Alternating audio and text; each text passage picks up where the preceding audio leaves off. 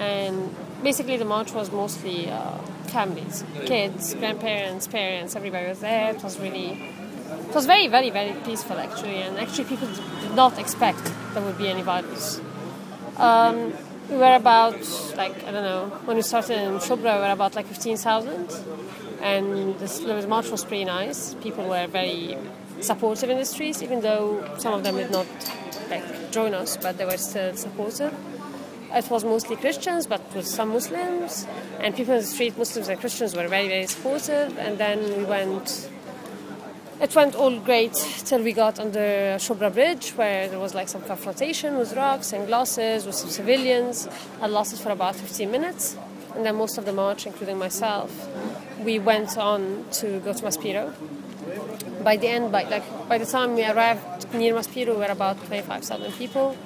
The chants were all very political, very against the SCA, the Supreme Council of Armed Forces, and we were being waiting to join the already happening candle vigil there.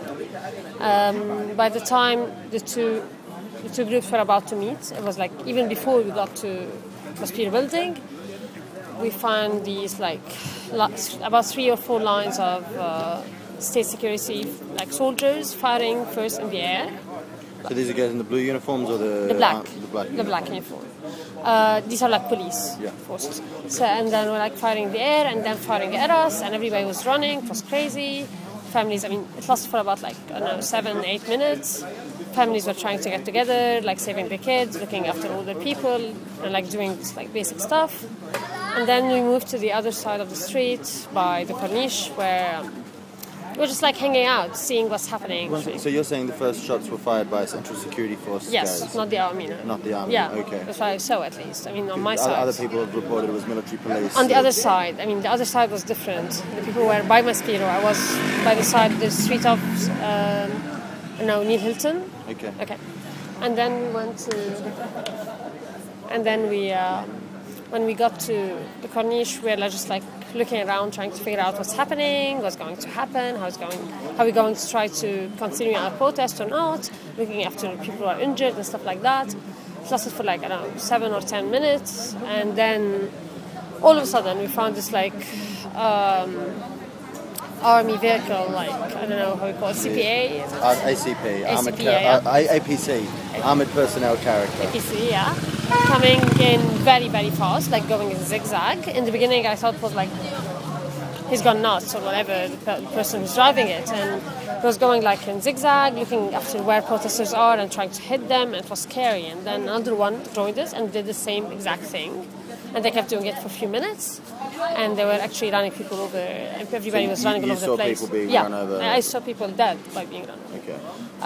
And people were all over the place, trying to run, and then they went up the bridge, and 2 other APCs came, and they did the exact same thing. But this time they had also soldiers with weapons firing at people on top of the vehicle.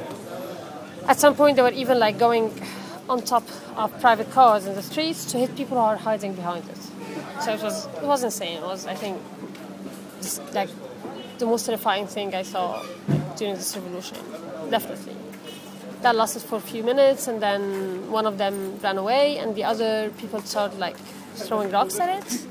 And they threw something, I don't know, something burning on it, so it started to burn. And there was a soldier inside, so people started chanting, "Get out, get out, get out," so he won't die inside. They got him out, some people beat him up a little bit, and then he was saved, and I saw him running somewhere safe. And then for the last few hours, we were being fired at from on top of the bridge, down the bridge, and the sides by army and state security forces. And we're a lot of tear gas all over the place all the time, actually very, very nasty tear gas. And then about 2 hours later, 2 hours and a half later, we found all these civilians coming in with swords in their hands and knives. And they were chanting all these sectarian chants, and we started talking to them, especially the Muslims in the group, started talking to them what's up, what's happening, and they were saying, where are the motherfucker Christians with weapons? We had no idea. We didn't watch TV, so we had no idea what was happening. And then they told us, they told actually the Muslim guys with us that they were watching TV, and TV was saying that Christians are burning down, attacking the army, and the TV was asking civilians to come in and protect the army. So they came from their houses to protect the army.